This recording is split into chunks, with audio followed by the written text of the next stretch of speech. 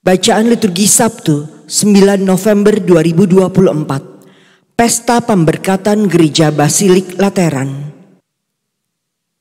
Bacaan dari Nubuat Yehezkiel.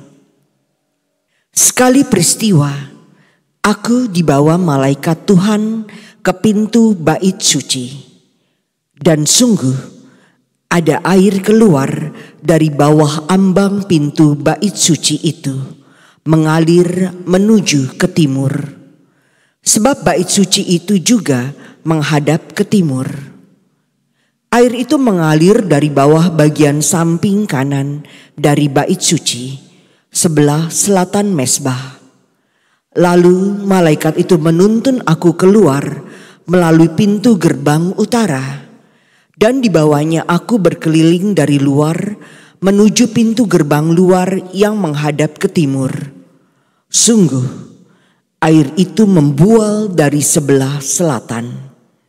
Lalu malaikat itu berkata kepadaku, sungai ini mengalir menuju wilayah timur, menurun ke Araba Yordan, dan bermuara di Laut Asin. Maka air yang mengandung banyak garam itu menjadi tawar. Kemana saja sungai itu mengalir, segala makhluk yang berkeriapan di dalamnya akan hidup.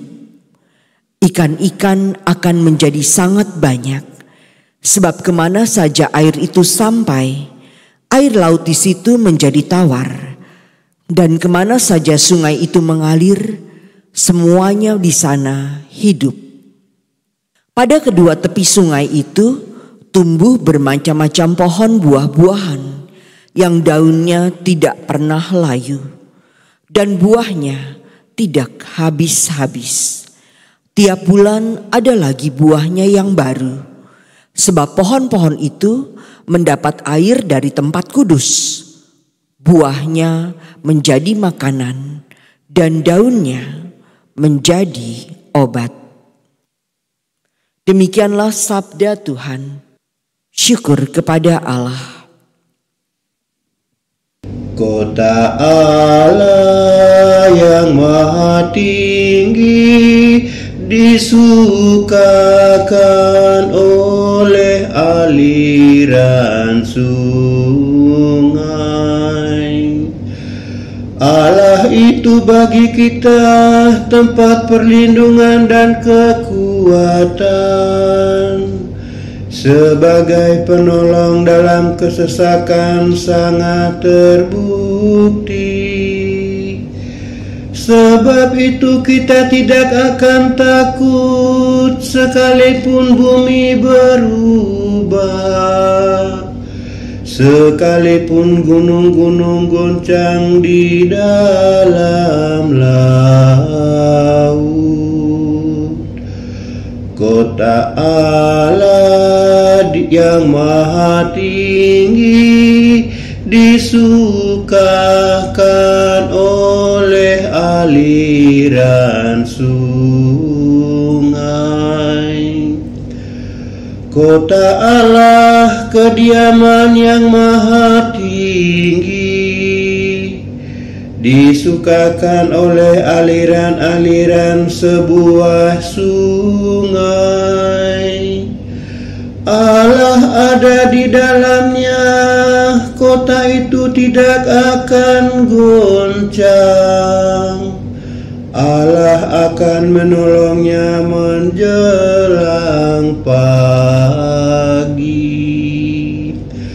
Kota Allah yang maha tinggi disukakan oleh aliran sungai. Tuhan semesta alam menyertai kita. Kota benteng kita ialah Allah Yakub. Pergilah, pandanglah pekerjaan Tuhan yang mengadakan pemusnahan di bumi. Kota Allah yang maha tinggi disukakan oleh aliran sungai.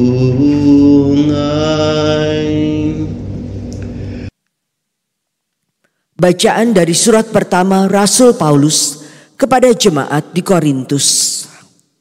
Saudara-saudara, kamu adalah ladang Allah dan bangunannya.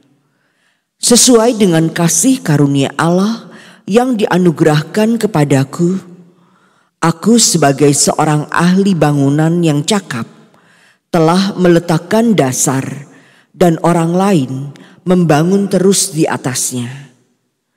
Tetapi tiap-tiap orang harus memperhatikan bagaimana ia harus membangun di atas dasar itu.